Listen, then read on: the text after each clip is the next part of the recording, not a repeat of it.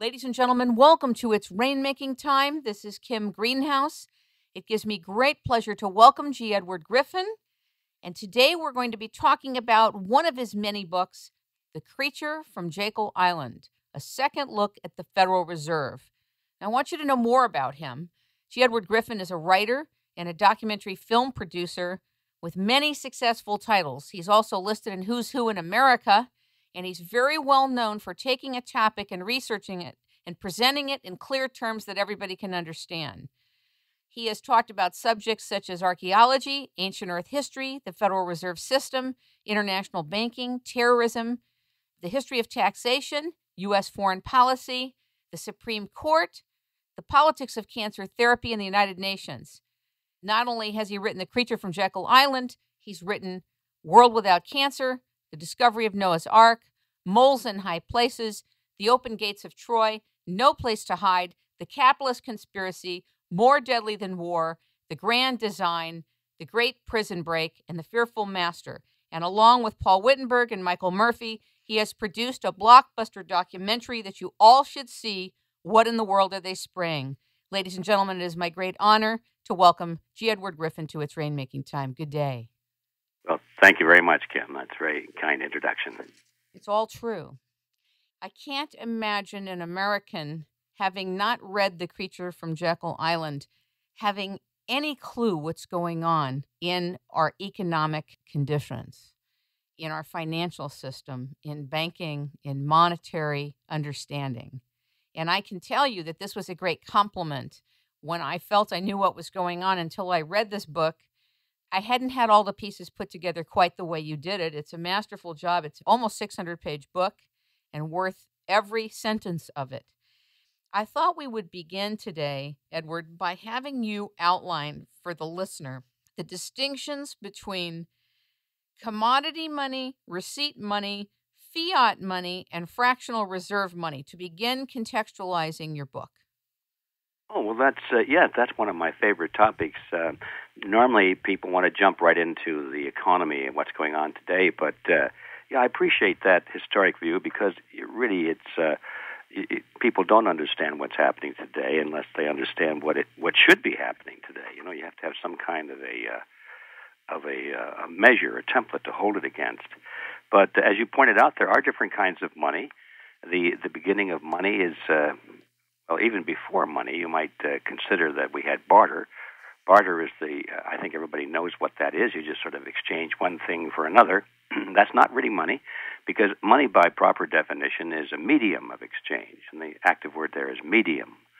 So money is something that is used in this transaction between two or more people, not for its own self, but as a medium of a means of getting to something that they want.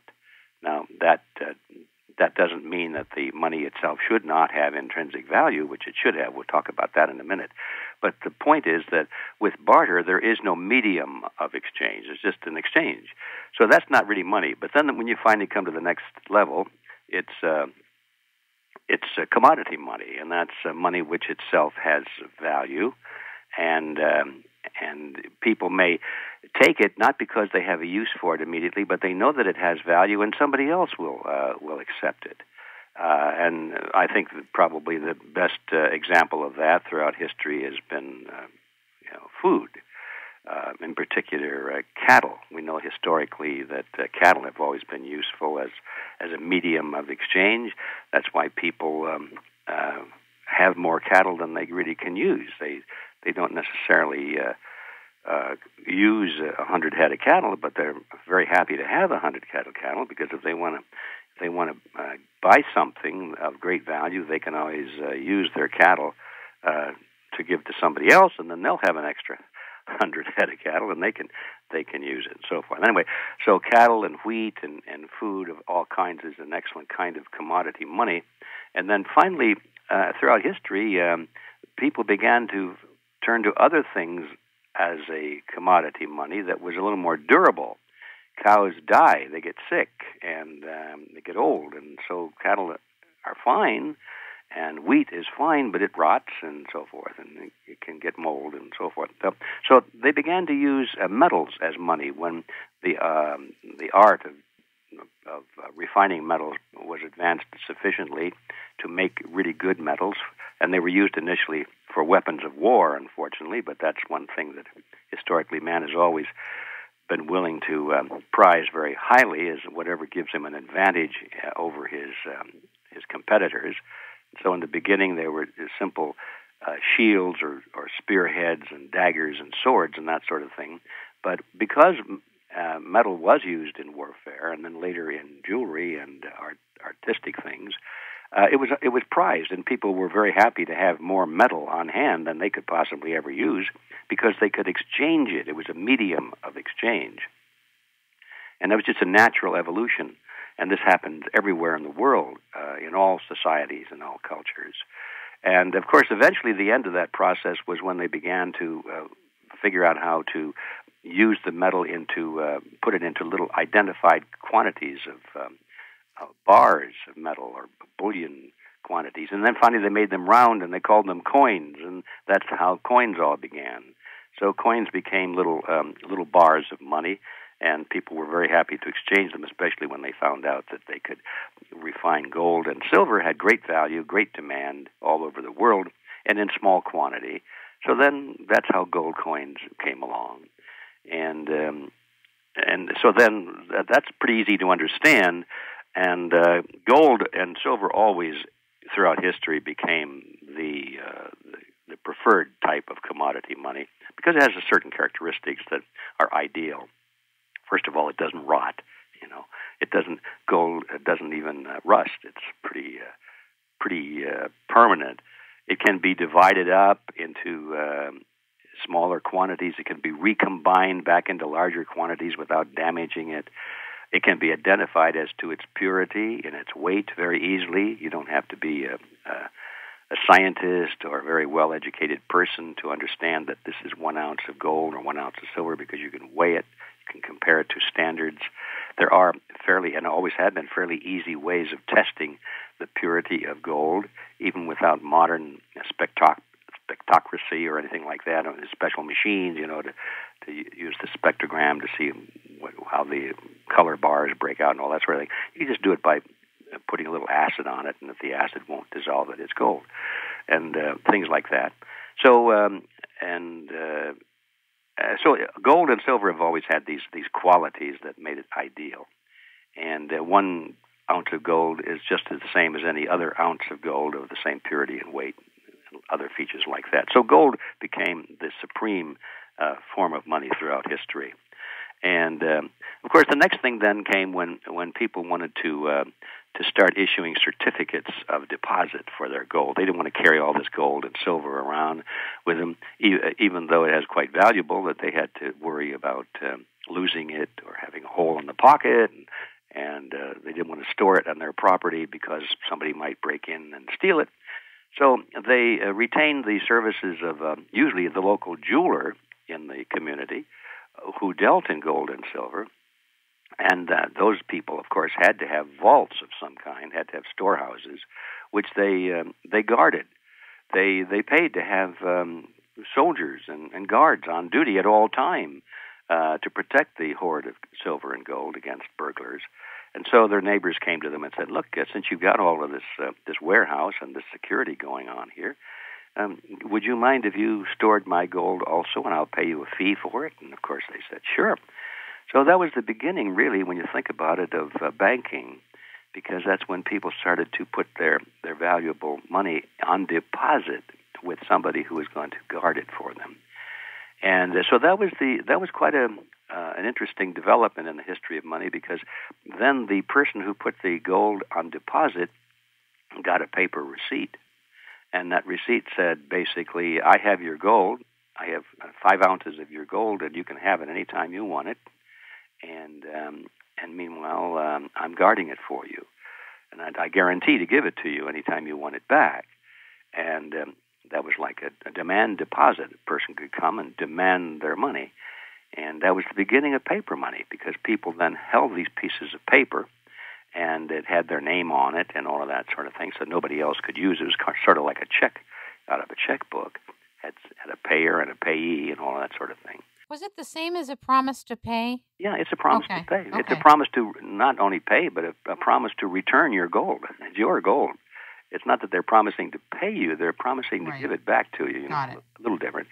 And so these papers, pieces of paper, were just as good as gold, if as long as they didn't lose them or have them lost in fire. A little bit of danger there. And then they got tired of having to come back and pick up their gold in order to make a transaction. They have to bring their piece of paper back to the jeweler and say, okay, I want my 1 ounce of gold or 5 ounces and so forth. Then they take the gold into the market and make the exchange, and then the person who got the gold would go back to the jeweler and say, okay, now I want to put it on deposit with you. It was like a little cumbersome. So this system evolved, and they stopped putting names on it. They just said to the bearer, whoever that is, to the bearer on demand. Whoever holds this piece of paper will get it. And that was a big step forward, because now that is really what paper money became.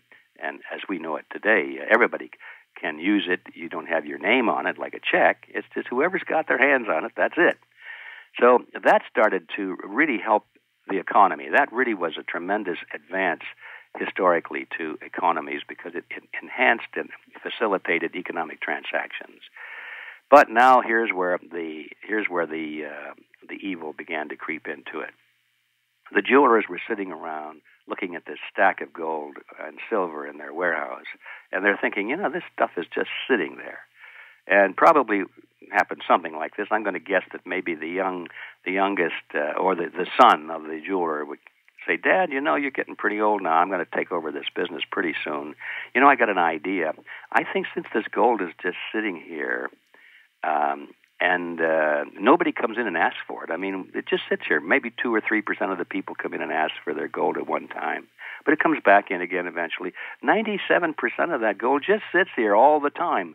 Why don't we issue paper receipts for this gold, more than what we actually have? And we can loan those paper receipts out, just like money, and they'll pay us interest on it. And they'll never know the difference, because they never come and ask for the gold anyway. And the old man probably said, no, we can't do that, son. So anyway, he probably died, and then the son took over and said, yeah, we're going to issue maybe 10% more receipts for this gold than we actually have. And nobody will know, and we'll make money on that. And that was the beginning of modern banking. And so that worked fine. And then as the years go by, I'm imagining that probably his son said, Dad, we're only loaning out 10% of this money that we don't actually have. It's a good business. We're making good money on nothing here. Why don't we increase that to 25% instead of 10%? It's very conservative. Only 3% asked for it. And the old man probably said, no, we can't do that. That's not prudent. So he died, and the young son took over, and then they went to 25%. And then the next generation went to 30 and 40 and 50%, and then 70%, 80%, 90%. And today we're at the stage where there is no percentage backing of it at all.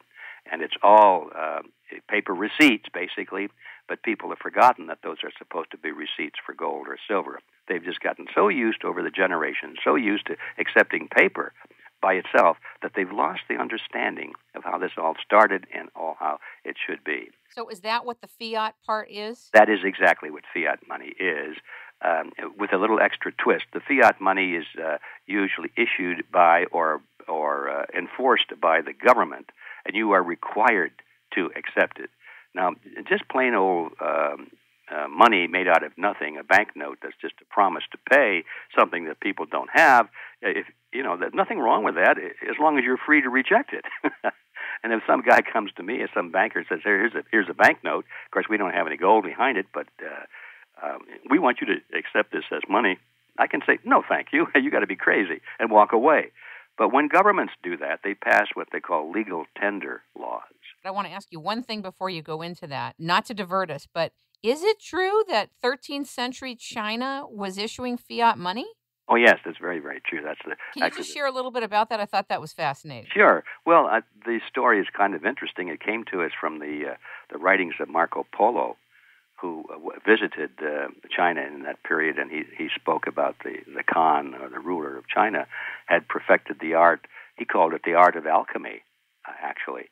And what they did is they took the bast, the little white, it was black, a black part of the bark of a tree right underneath on the outside, I've forgotten which, of the of the white part of the bark.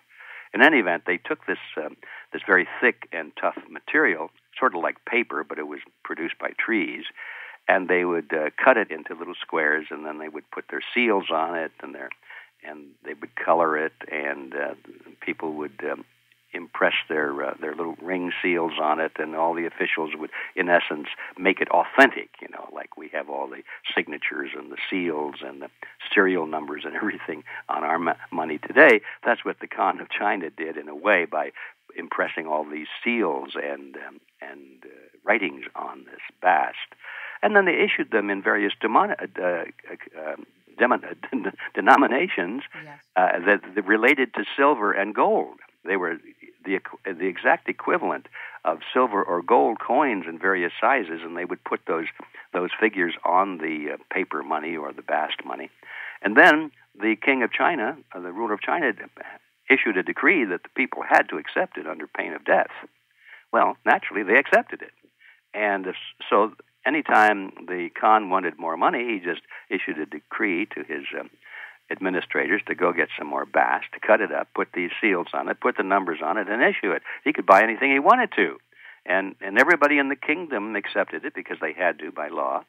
And so that's how money, paper, fiat money actually began in 13th century China. And it's not much different today. In fact, on the basis of principle, there's no difference today.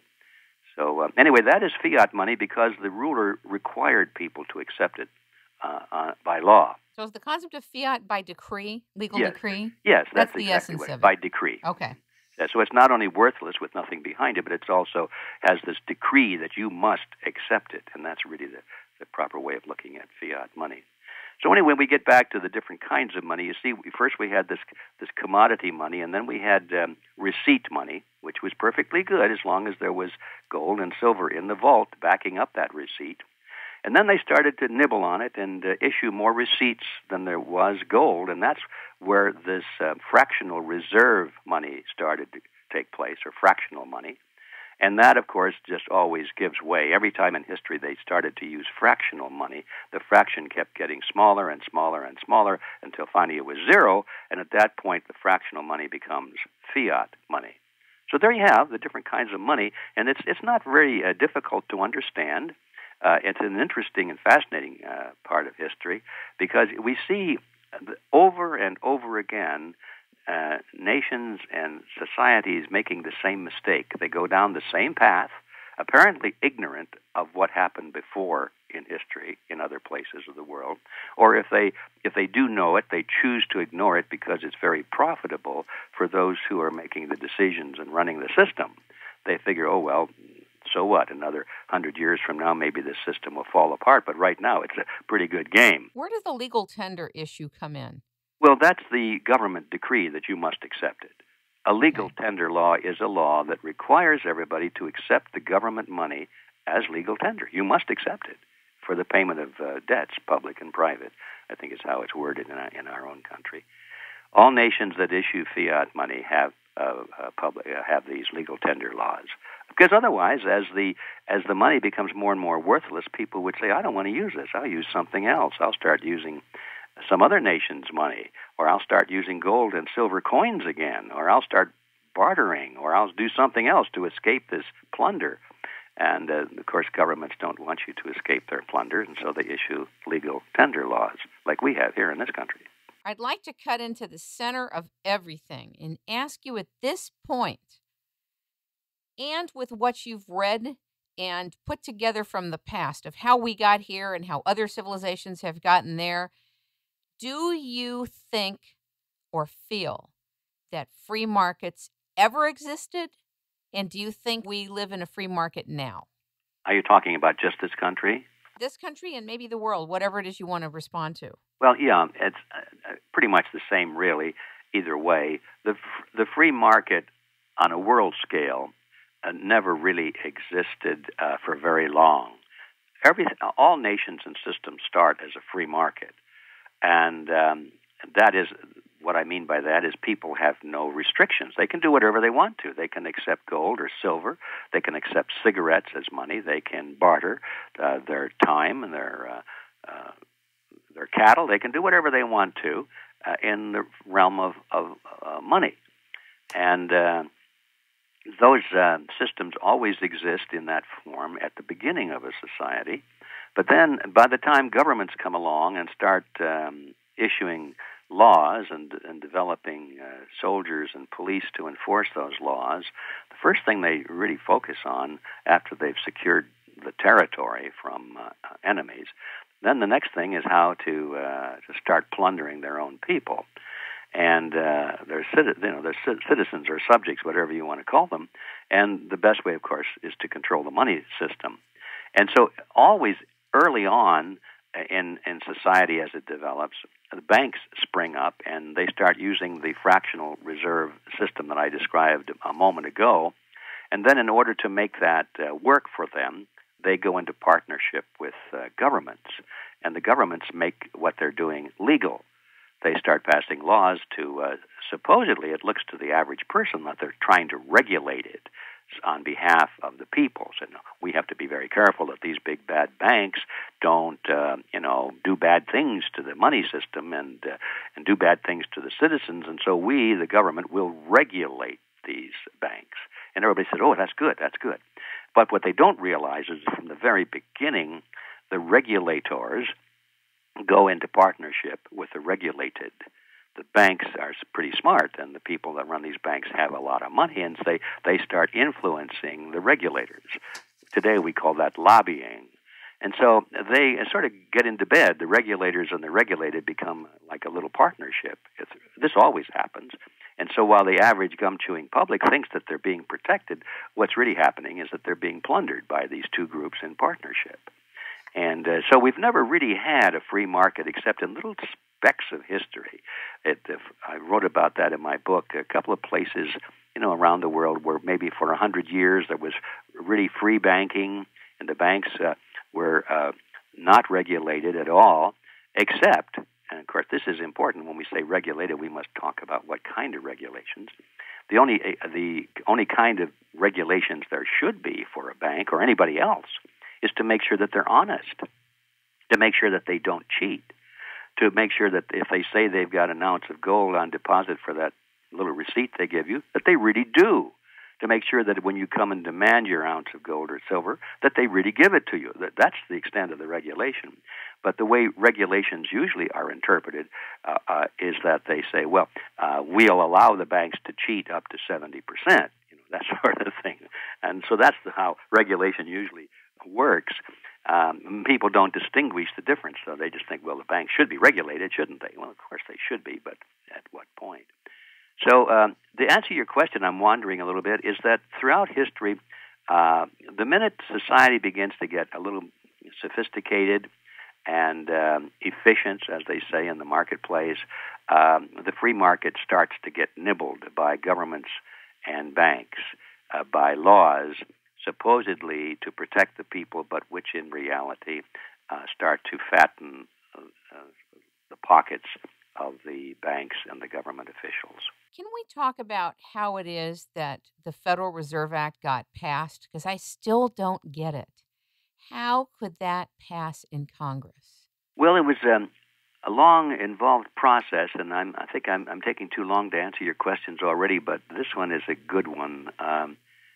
In a nutshell, what they did is the banks engineered the whole thing. The Federal Reserve Act was actually written by agents of the banks. That's the reason I call my book The Creature from Jekyll Island, is because the whole planning of this thing and the drafting of the Federal Reserve Act was done on Jekyll Island off the coast of Georgia, a private island in those days, owned completely by a small group of billionaires from New York, people like J.P. Morgan and William Rockefeller and their business associates. It was a private island for their families, a resort island.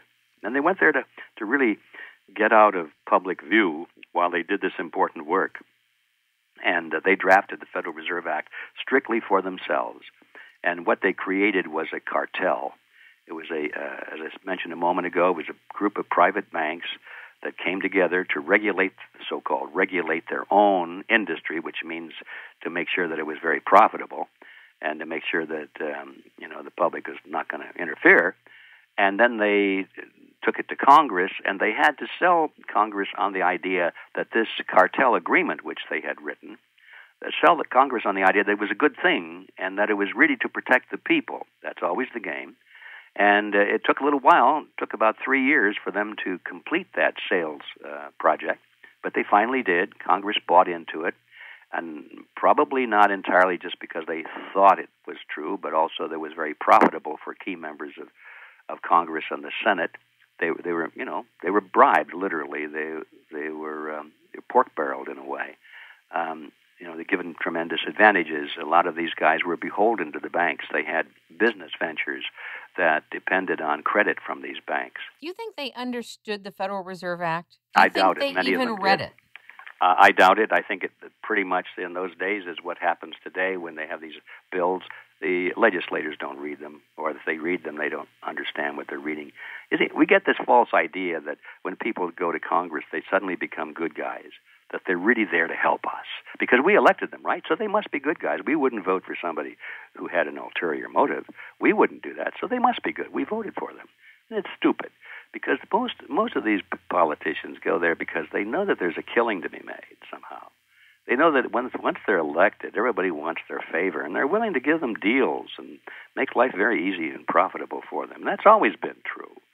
And so, to answer your question, I don't think most of them really cared that much. But I also don't think that they understood exactly what they were doing. I don't think they understood banking. I don't think they understood fractional reserve banking. Or money. Or money. They just didn't understand. They're the politicians. What do they know? All they know is that, my fellow countrymen, you elect me and I'll make life good for you. That's all they know, So they passed it, and there was a lot of shenanigans that went on to get them to pass it. The public also had to be convinced that it was a good idea. And so these bankers who drafted the bill, did a lot of things that were very clever. First of all, they started to form little committees at the local level. In almost every major community and city in the United States, they had employees of the banks or employees of the corporations which were beholden to the banks form little committees, as they were called, on behalf of monetary reform. And these people, who were nothing but just paid agents of the banks, would form these little false organizations, and they'd write letters to the editor, and they'd put out posters and handbills and say, we're going to have a meeting and discuss this and this. And this was going on all over the country, and it looked like there was a grassroots movement on behalf of this banking reform, as they called it. Always reform, And so they did that. They made some grants to some of the largest universities in the country, which were, of course, the universities are always in need of money, but especially in those days. And the ones that didn't have economic departments or had very poorly funded economic departments, the bankers would come along and make nice grants, a couple million here and a couple million there. And, of course, there were strings attached. They'd say, well, now, since we've given you all this money for this economics department, would you mind if we suggested a name or two of someone to chair the department? Oh, of course not. If you gave us all this money, who do you suggest? And, of course, they suggest somebody who was very beholden to the banks, who really liked the idea of the Federal Reserve cartel.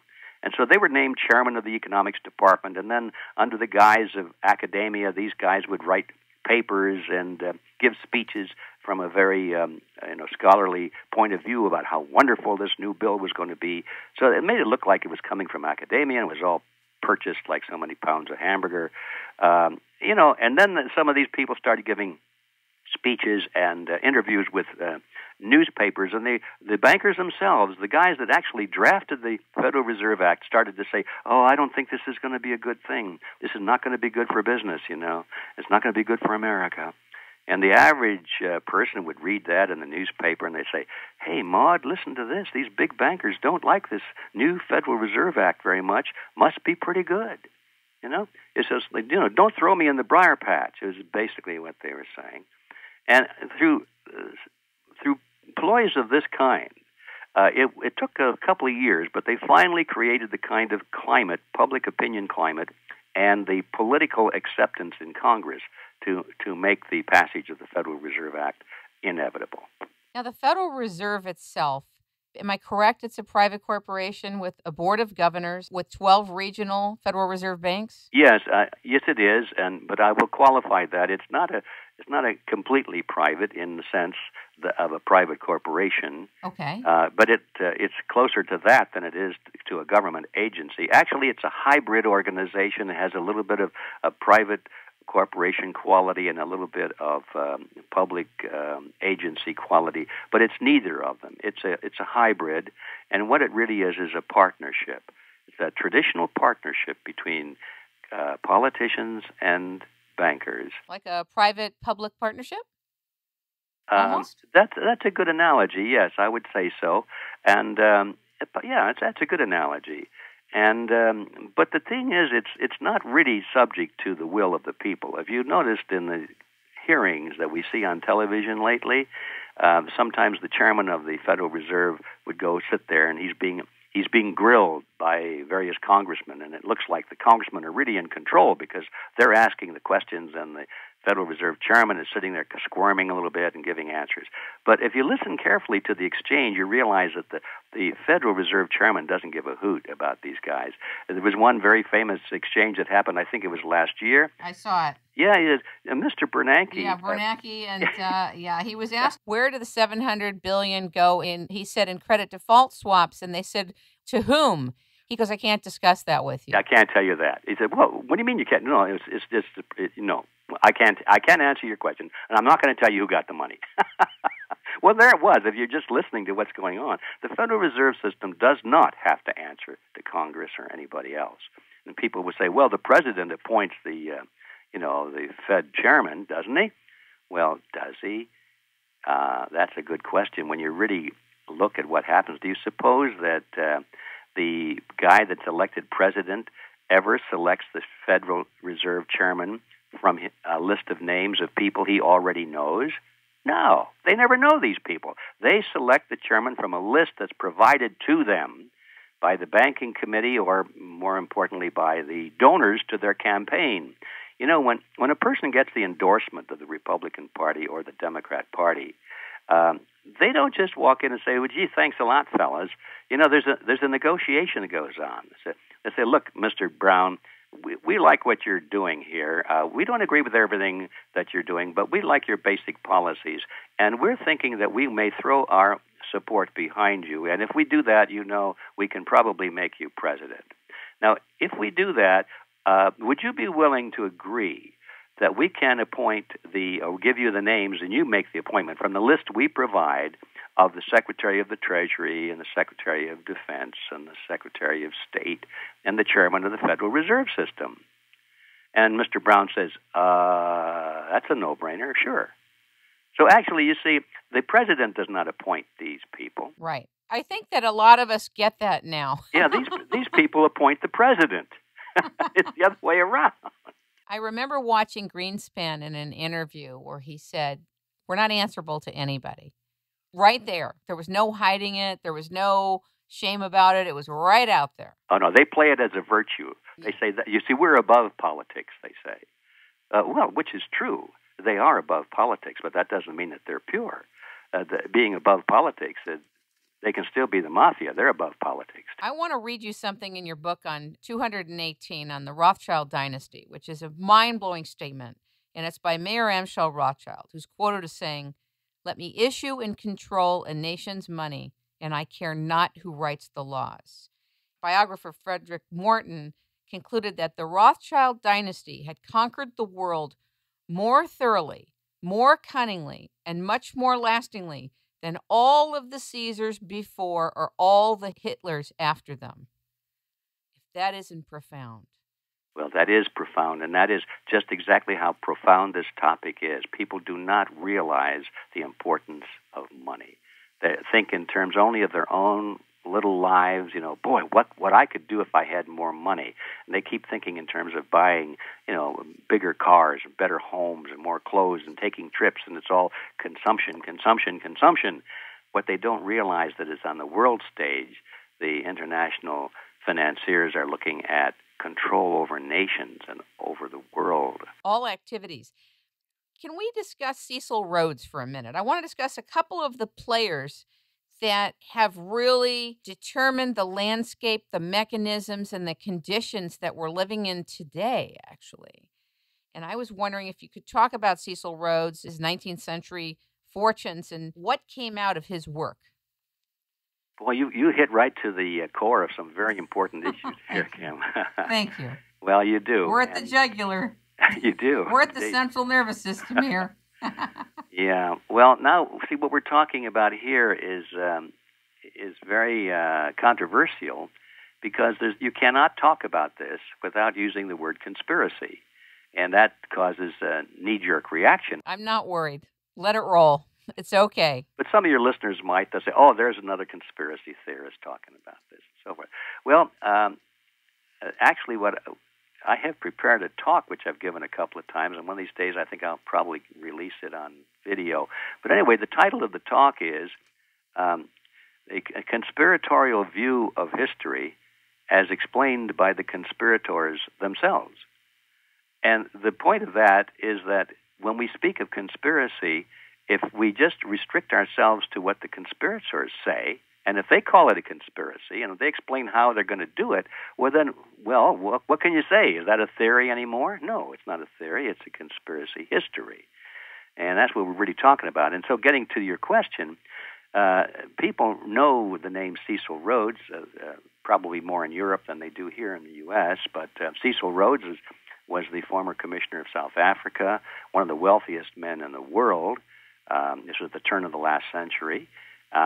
He had acquired control over most of South Africa's mineral reserves, the diamond mines and the gold and everything, and amassed a huge fortune, probably one of the greatest fortunes the world has ever seen, even including today. Okay, that's historic fact. That's not theory. And but what they don't know is that when he died, and he wrote a series of wills, I think there were 7 altogether, the bulk, not the bulk, the totality of his fortune did not go to his family. It went to create a secret society, as he called it, a secret society. He actually called it that? Yeah, he had called it that, and he spoke of its virtues. In fact, again, this is as described by the conspirators themselves.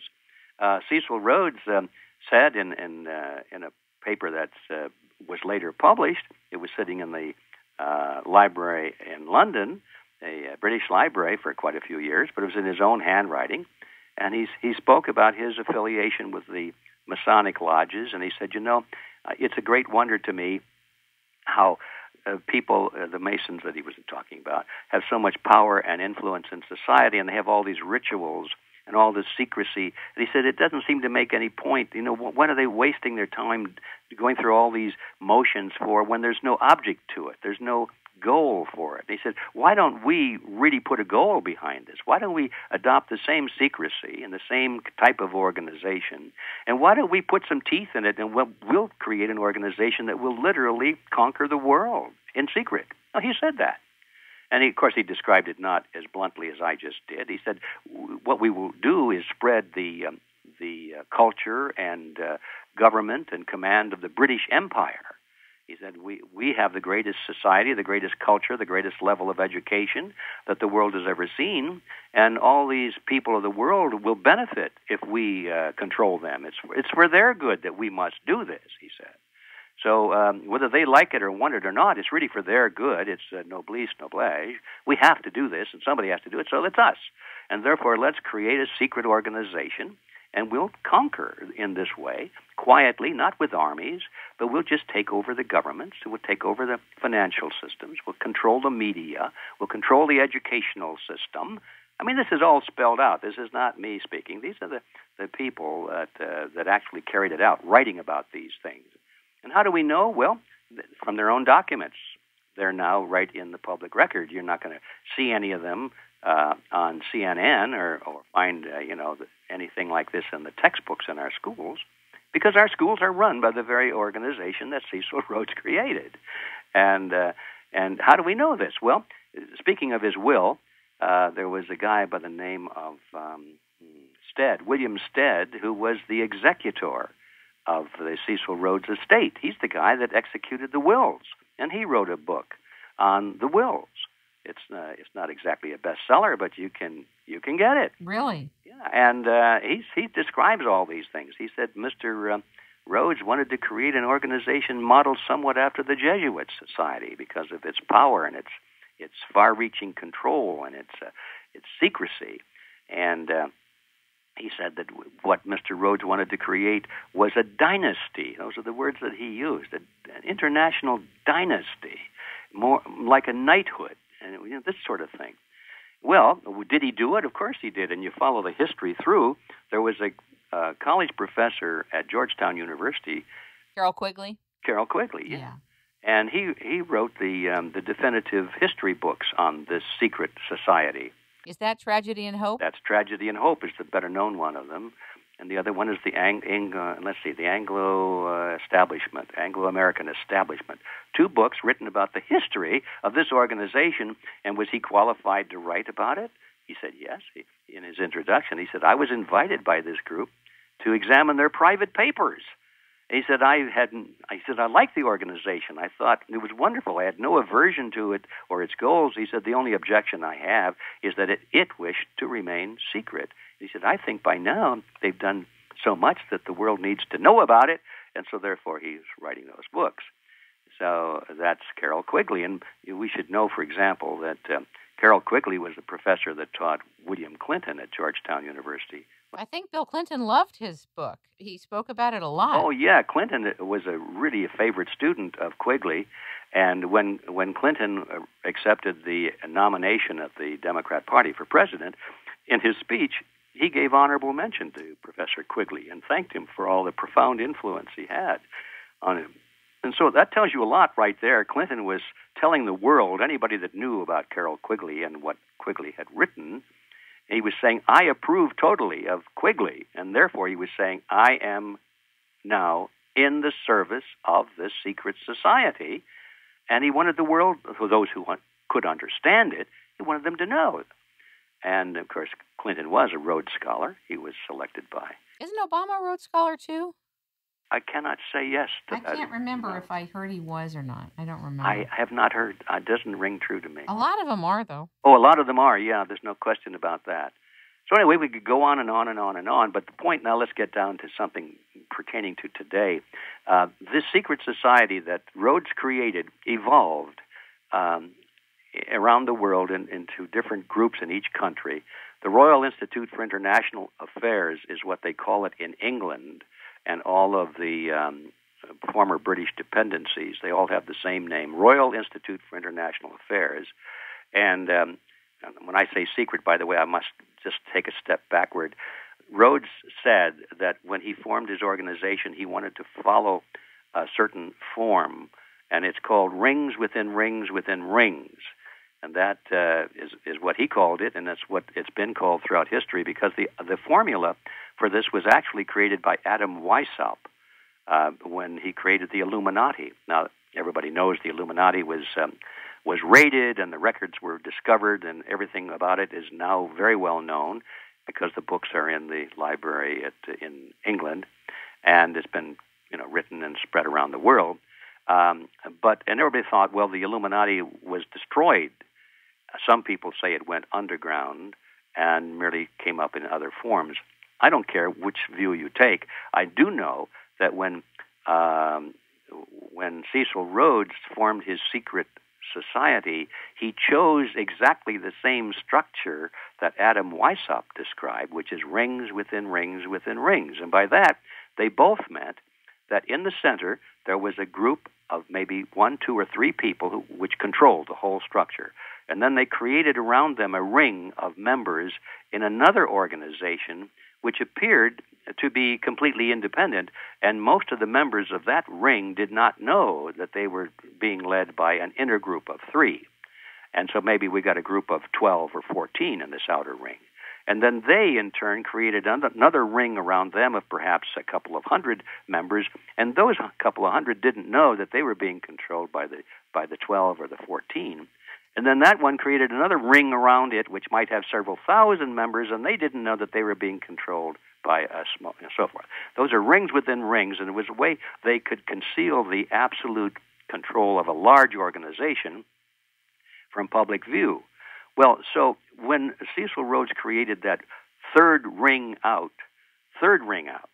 They called it the Royal Institute for International Affairs. And that's the first ring where it begins to look public, where you can actually go on the Internet, you can find the name, and you can see who the members are. And there are usually a couple of thousand members in these round tables, or what they call them, round tables, an inside word. But it's one of the larger third ring out structures of the secret society. And so, as I said, in most of the countries, it's called the Royal Institute for International Affairs. But in the United States, the same thing happened, but they didn't call it that because the word royal didn't go over too well in the United States. They gave it a different name. They called it the Council on Foreign Relations. It's the same group, except in this country, it's the Council on Foreign Relations, and the chief sponsor and director of it when it was first created here was J.P. Morgan. Okay? And this is all coming from the books and records of the people themselves. This is not a conspiracy theorist speaking. These are the conspirators speaking and boasting of how they did it. And so now the Council on Foreign Relations, we hear, is an organization it's got about 4,000 people in it. It's very visible, but we don't know really what goes on. It's what they call semi-secret. They have meetings periodically in New York. And about, I'm going to say, 70 to 80% of the real rulers of America. By that I mean presidents of the United States, Supreme Court members, chairman of the Federal Reserve, Secretary of State, Secretary of Defense, head of the CIA, head of the FBI, etc. All of the people that really move and shake this country, 70 to 80% of them are members of the Council on Foreign Relations. I think Obama is a member of the Council on Foreign Relations. No, I don't think so. But he has spoken there. You see, nobody gets the nod from the CFR. The CFR really selects the president. And they all have to go and they speak at the CFR. You've got video. You can go on the Internet and see the video of Obama speaking at the CFR. You can see a video of Hillary Clinton speaking at the CFR. They all have to go there and speak so that the members can evaluate them and ask them questions. What would you do under this circumstance? What would you do under this? And so forth. And if they pass the test, then they get the nod, and then they're viable candidates. That's how it works. So, you asked me to talk about Cecil Rhodes. Sure. Cecil Rhodes left quite a legacy, and it's still going on. Oh, it's stronger still now rolling. than ever. Yeah, absolutely, it's still going on. Is it true that J.P. Morgan was an agent for the Rothschilds and that John D. Rockefeller really didn't like him? And then they eventually did some deals together, but there was competition early on. Well, I don't know about the John D. Rockefeller not liking him. John D. Rockefeller was not welcomed by J.P. Morgan, is what I read. Yeah, well, I think that probably was true because they were competitors, but by the time they created the cartel, the banking cartel called the Federal Reserve System, they were working jointly because the Rockefeller banks and the Morgan banks were all joined together at the Federal Reserve. See, that was the reason for a cartel, is to bring competing components together. So they stop competing and start working together and provide a unified front against the public. But I can say with absolute authority that J.P. Morgan was an agent for the Rothschild banks. No question about it. And all the historians of Morgan have written about that. Morgan, of course, could not have survived the Great Depression in the United States without money from the Rothschilds and the Bank of England. When all the other banks and lending houses in the United States were folding, Morgan was able to get unlimited supplies of money and credit from the Rothschild group. And that's the only reason Morgan suddenly moved way ahead of the pack and became a dominant force when all the others were falling behind. And Morgan was an agent, no question about it. Maybe that's too strong a word, saying agent, but he was kind of an instrument, a front, or something like that. A couple other things I want to talk about with you. One is the Mondrake mechanism. Now, I know that this gets into incredible detail about the function of the machine, having to do with not only fiat money but fractional reserve lending. And I wanted to find out why people talk about using gold or silver as money. There's this limited supply argument. Well, let's start with that one. Okay. I'm a gold bug too. I think that everybody should be a gold bug in the sense that if you want to if you want to preserve the value of your work, in other words, if you have saved some money, and you want what you've saved to be worth something 10 or 20 years down the line, in other words, if you really want to save it, you've got to put it into something other than national currencies, because national currencies all around the world are constantly losing their value by the minute, especially here in the United States right now. Today, a dollar, because of this Federal Reserve game, a dollar will buy what in 1913, when the Federal Reserve System was created, it would cost 3 cents. So, a 3 cent package of gum in those days, I guess today, costs $1. The same gum. So what happened? Did the gum get more expensive? Not really. It's just that the dollar became more worthless. The thing that held its value was the gum. But the dollar lost its value, and that's the trick of inflation, of course. So if you're saving, you work very hard, and you put say 5 or 10% of your savings aside every week or every month, and you say, boy, this is what I need when I want to retire, or when I want to quit working someday and travel around the world, or whatever you want to do with it, and you put that money aside. You don't want to put it somewhere where it's losing its value at that rate, because by the time you do retire, it'll be worth 3 cents again. So, if you want to protect the worth of what you've saved, you've got to put it into something other than national currencies. And I can't think of anything better than gold or silver. The thing is, though, that there is this argument that sounds reasonable, that there's not enough quantity of gold and silver to transact inside of. So what do you propose in terms of how we function? Well, to me, that does not sound reasonable, because I think anybody that says that does not realize that the value of gold, one of the values of gold, is that it is limited in supply. I mean, if you keep expanding the supply of gold, then it becomes, you're doing the same thing as with expanding the supply of paper money. The value of gold is that it is limited. And the more limited something is, the more valuable it is, and especially in terms of money. You could base a monetary system on copper or nickel or silver or gold or platinum or palladium, and it would work just as well with any of them, except that if you use one of the more common metals like copper, it would take a huge amount of it to have any value.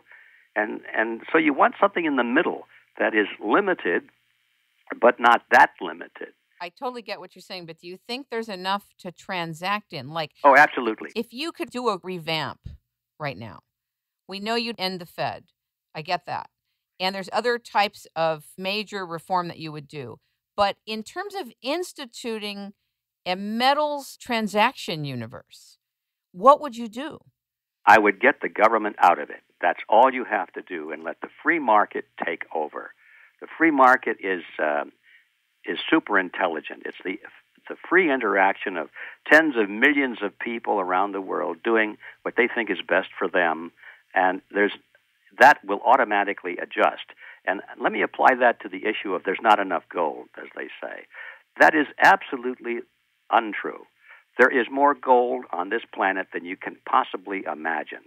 99.99999% of it is still in the ground and in the oceans. It's just a question of how hard do you want to work to get it out.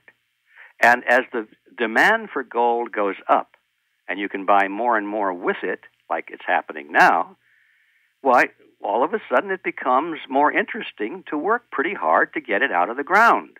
And so the supply starts to expand.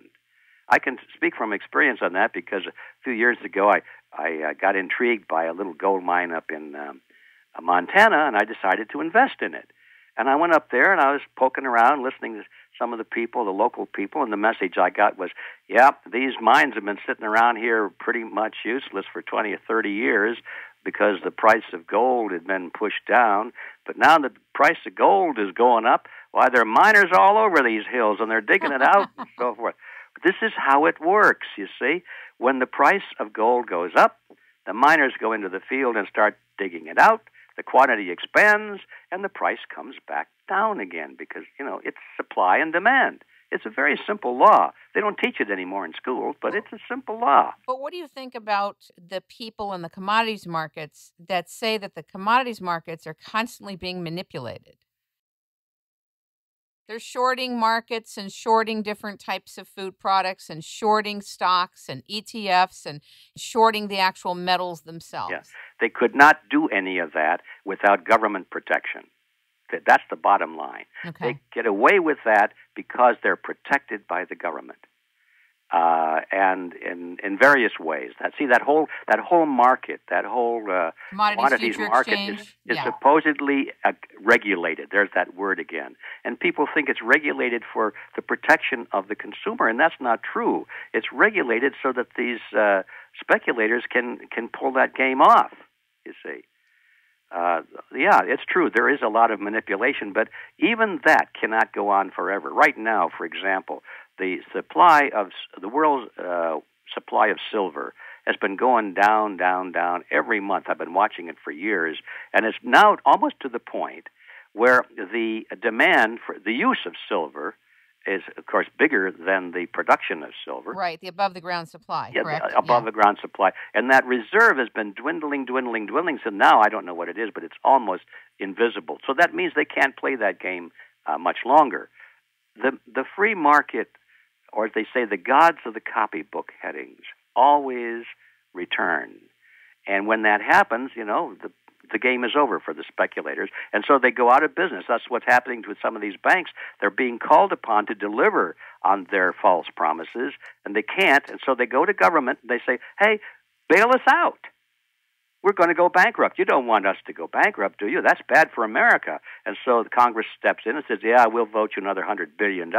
So the taxpayers cough it up, you see. That's the game. If the government would just stay out of it and let these bullion banks who are cheating, let them fail, then the market would take over and everything would be fine. But right now, the crooks are protected by government. And that's the whole message I'm trying to deliver here. The free market will take care of it. But right now, there's nobody in Washington that's the least bit interested in a free market, because under those conditions, they don't have control over people or over industry, and they don't make profits. So that's the game. And there's one more thing. I'm glad you brought this up, because some people argue that, well, who would want to base a money system on gold? Because, the bankers own it all, and it's just playing right into their hands. They've got all the gold. Well, that's not true. They don't have but a small percentage of it, but it's even more than that. The bankers want to own the gold as much as they can for the same reason that I want to own gold as much as I can, because it's a means of protecting the value of whatever money I have, and it's smart. But that doesn't mean they want to base a money system on gold. There's a difference between holding gold as a means of preserving your wealth and basing a money system on gold. You see, banks make money when they loan money because they collect interest on this thing. Okay, so if you limit the amount of money that banks can loan, then you're limiting the amount of interest that they can charge, and you're limiting their profits. So if the only money they can loan is what already exists in the form of gold or silver in their vaults, boy, are they cut off a lot. They can't just create millions or billions or trillions of dollars like they're doing now and loaning it to the government and collecting interest on it, because they don't have it. Do you think that in our modern world, credit is a good thing or a bad thing at this point? I think I know the answer, but I want to hear you. Well, I think credit is a good thing. If it's based on a free market principle. Credit is nothing wrong with credit, but it's when what we have now is they call it credit, but it's not. It's not credit at all. It's what is it? It's uncollateralized credit. Uncollateralized credit, and even that is okay up to very small amounts of prudent amounts, but it's counterfeit. That's what it is. It's not credit. It's counterfeit. That's the word I'm looking for. They're actually creating this money. They're not lending money based on credit. They're creating it out of nothing. Right, and they're adding to the money supply. Exactly. And I understand if the M3 of the money supply is severely expanded, this will cause inflation. Yes, that's true. You say that inflation is a hidden tax. Why? Well, Yeah, when the money supply expands at a rate faster than the expansion of goods and services, now you have this disparity, and it's the old issue of supply and demand kicks in, and if the supply of money just expands faster, then that means its value goes down. For example, I like to use the soup pot analogy. Imagine we got this big pot of soup here, and that's the money supply. And the money supply is really determined by the number of, let's call it bean soup. So the number of beans in that pot of soup. Let's say there's 1 million beans in that pot of soup. So that's the value of that money supply. Now, a politician comes along and says, well, we don't have enough money. This economy needs more money. So they decide to get a hose, and they start pouring water into the pot. They double the quantity of the liquid in the pot. So look, we just doubled the water supply. I mean, doubled the money supply. Our bean soup, now we've got twice as much bean soup. Well, it's true, they do have twice as much bean soup, but they still got the same number of beans. So the nourishment value of the soup, the real value of the soup hasn't changed, just the quantity of the volume of it. And so if people want to stay alive on this bean soup, they have to eat twice as many bowls of it as they did before. So they don't gain anything at all. That's a great analogy. And so what they're really doing is just expanding the money supply by increasing the volume of the water, but not the beans. So, Edward, what do you propose to catalyze more trade? If we don't have the available credit, which is really fiat credit, it's not really credit, it's, what did you say? Well, it's counterfeit. It's counterfeit. How do we expand trade? Right now, a lot of people can't even get loans for their cars, even though the cars function as a form of collateral. And a lot of people can't get trade lines. A lot of the banks are not allowing credit to be issued. Won't that impact commerce for the worse on one hand, but it will prevent the exploitation of this counterfeiting on the other? Well, I think what you said is true, but hidden behind that issue is the larger issue, which is, are we in charge of that? Are we supposed to manipulate the market or set the parameters up so that this works better than that? Are we so wise? Are we so powerful? Are we to be trusted with such power? I say no. First of all, I don't think anybody is smart enough to figure out all of those pros and cons and those conflicting pressures. What we should do is just step back and let the free market take over. And you say, well, people can't get a loan on their cars today. The answer is, well, in a free market, why can't they get a loan on their car? And that's because, well, the interest rates are automatically suppressed too low, so the lenders don't want to lend it because they can't make enough money on it. And why is the interest rate so low? Well, it's because the Federal Reserve System, in partnership with the government, has decreed that the interest rates be low right now in order to bolster the economy. Well, instead of having just the opposite effect, you see. So in other words, they made a mistake. These wise men are always figuring things out and doing it wrong.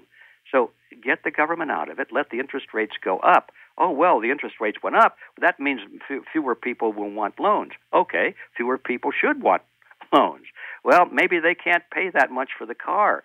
They won't sell as many cars. Okay, let the free market determine maybe they need to produce fewer cars, or maybe they need to lower their profit margins, or maybe they need to start paying lower wages to their employees. Well, the employees won't like that because the wages now are fixed by law, and they can't live on that little money. Well, of course, so therefore they don't have jobs and so forth. You see, it's just a never-ending thing.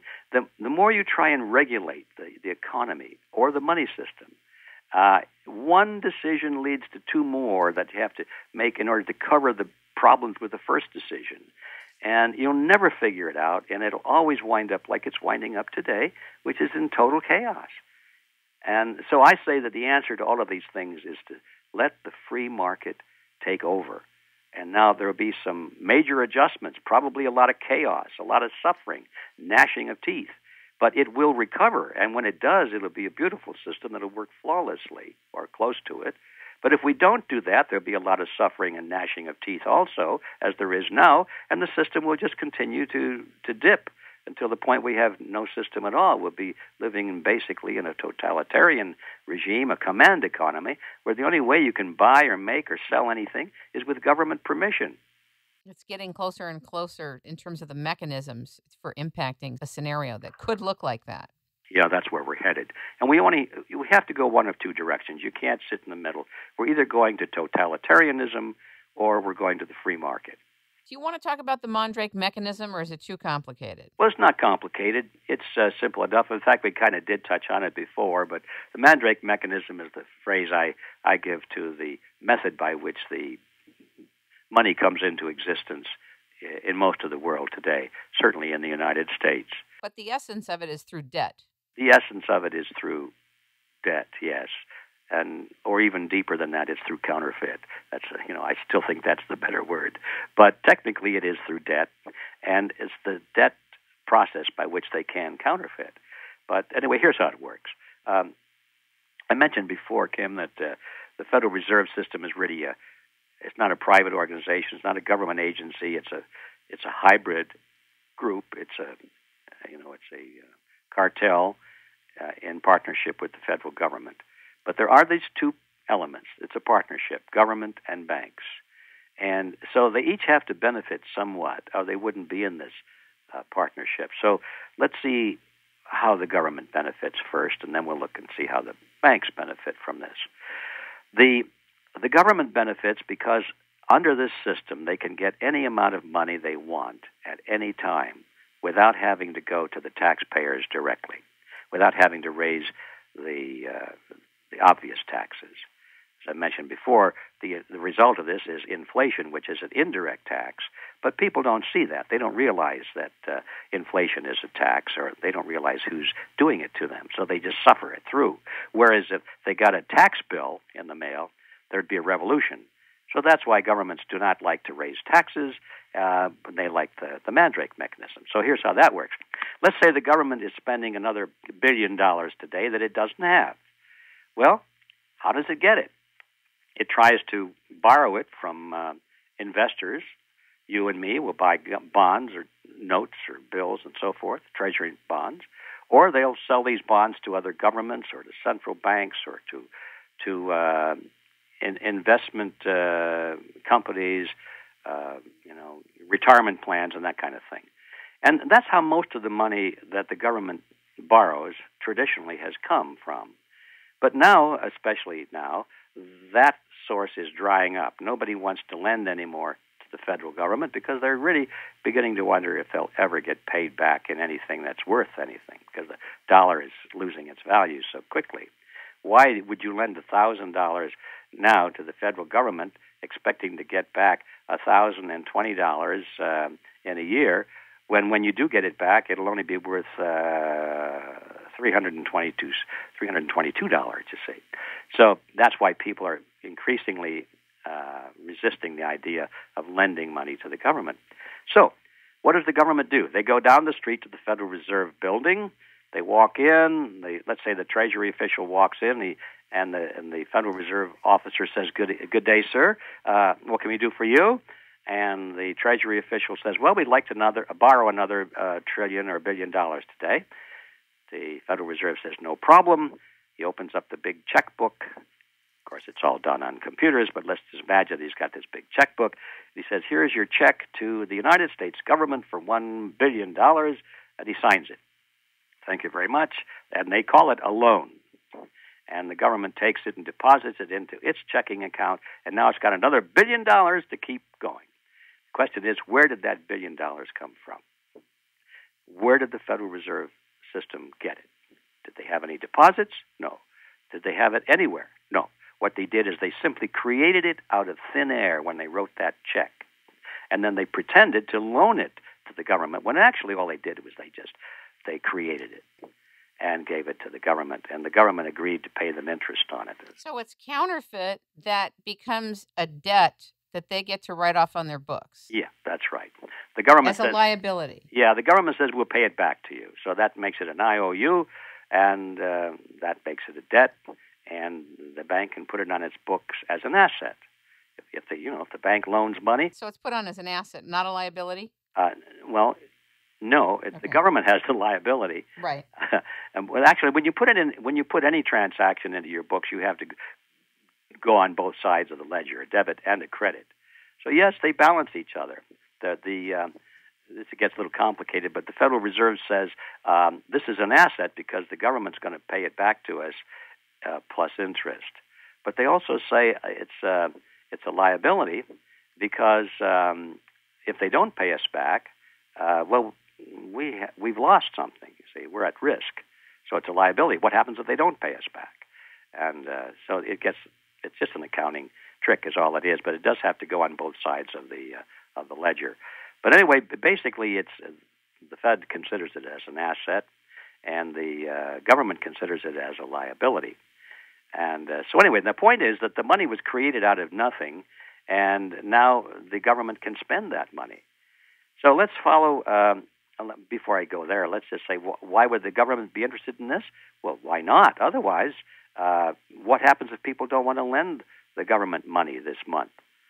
They'd have to increase interest rates up until finally they could lure people out and lend them the money. Interest rates would go way, way up. But this way, whatever the amount of money that is a shortfall, the government's not getting it from the private sector, and they still need another $1 trillion, they can go to the Federal Reserve System, and by agreement, the Fed, as their partner, will create that money out of nothing. For example, we saw starting in 2008 through 2009, the government needs these billions and trillions of dollars to bail out the banks and bail out General Motors and to send money overseas to other banks and all of these things, and to fund this government program and fight the war in the Middle East. Trillions and trillions of dollars. Where does that money come from? Well, I can tell you, they're not getting it just from selling government bonds. They're getting it mostly from the Federal Reserve, which just creates it out of nothing. That's why when the votes come up in Congress and they say, well, we need how many trillion was that again? Well, let's see, call over. Oh, they said they thought it was maybe 70 trillion or whatever. But is that a solid figure? They say, I don't know. Who cares? Just vote for it. That's really how it works. Who cares what it costs? Because they don't need the money anyway. The Federal Reserve is going to create it. Whatever is needed, it'll just be created out of thin air. See, this is how it works. So really, none of our money touches the government like the money that's created by the Federal Reserve that goes to the government. No, it's all created by the Fed. That's the point. It's all created by the Fed. In other words, our taxes are minuscule compared to what the Federal Reserve creates for the government. Our direct taxes Yes. are minuscule. Yes. The indirect taxes, called inflation, which we haven't yet seen, because a lot of this is still in the pipeline.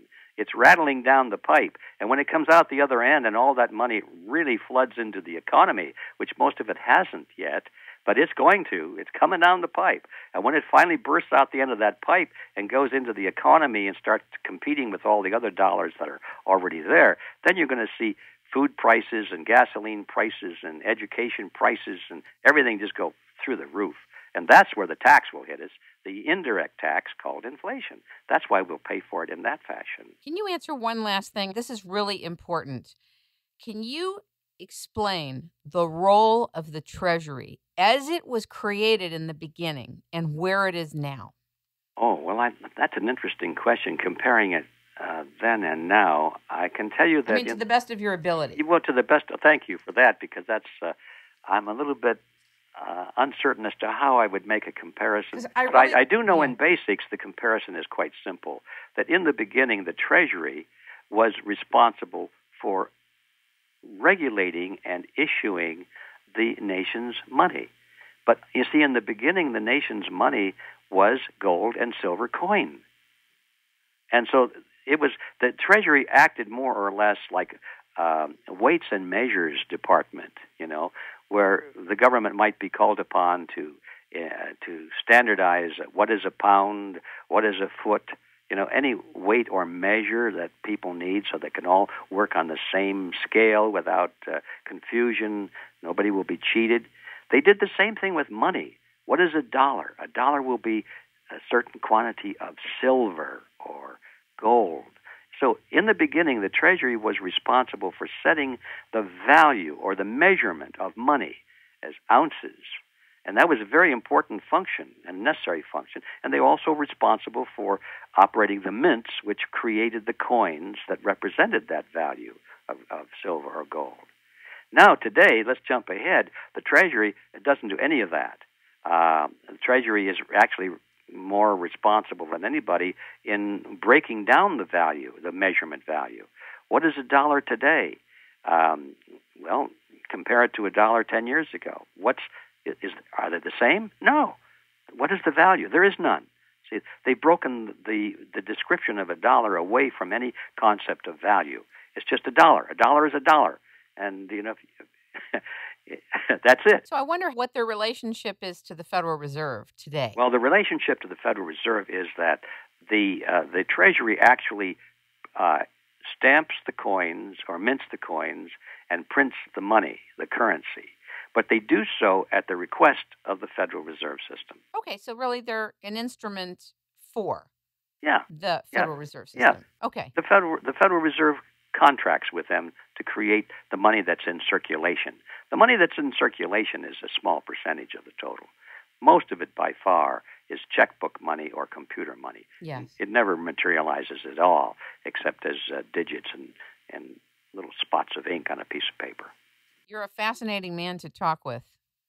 And your book is marvelous. Very informative. You, so many of your books and your works are so informative. And I really appreciate all the work that you've done for humanity to help live in a better society and a just society. And I hope you never reach the day where you're so distraught and you're so discouraged that you wish you had never been involved in any of it. Oh, well, that'll never happen. I've been in the trenches too long for that. Yeah. And but I have great hope for the future. Not the immediate future. The short term looks very, very dark. Yes. But the long term looks bright to me because we created an organization called Freedom Force International.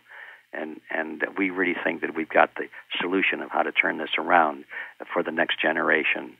And we're laying the groundwork now. Very important. This changes like this don't just happen overnight. Right. It'll take a generation or two, but we're on the path already. And I urge anybody that wants to be involved in any of that to look us up on the website. It's www.freedomforceinternational.org. It is a great pleasure and an honor to be speaking with you. Ladies and gentlemen, we have been talking with, learning from, and listening to G. Edward Griffin, the author of The Creature from Jekyll Island, a second look at the Federal Reserve. He can also be reached by going to realityzone.com. G. Edward Griffin, thank you so much. Thank you for having me. Bye. It's a pleasure.